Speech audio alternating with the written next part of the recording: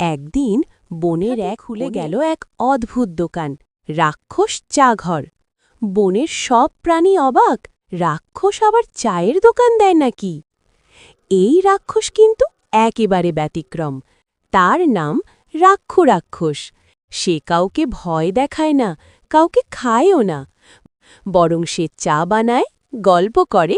রাক্ষুর দোকানের চা ছিল অদ্ভুত মজার।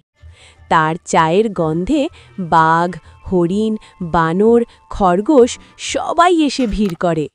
বানর বলল, রাক্ষসের দোকান, আমরা কি এখানে নিরাপদ?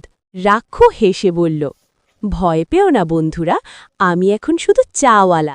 প্রতিদিন বনের প্রাণীরা আসত, চা খেত, হাসি মজা করত। রাক্ষু হয়ে উঠল সবার প্রিয় বন্ধু। একদিন এক রাগী রাক্ষস এসে বলল, তুই রাক্ষস হয়েও পশুদের সঙ্গে বন্ধুত্ব করিস? এটা মানা যায় না। রাক্ষস শান্তভাবে বলল, ভয় দেখিয়ে নয়, ভালোবাসা দিয়েই রাজা হওয়া যায়।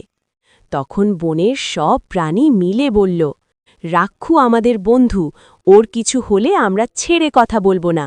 রাগী রাক্ষস লজ্জা পেয়ে চুপচাপ চলে গেল। তারপর থেকে রাক্ষুর রাক্ষস চাঘর হয়ে উঠল বনের সবচেয়ে আনন্দের জায়গা।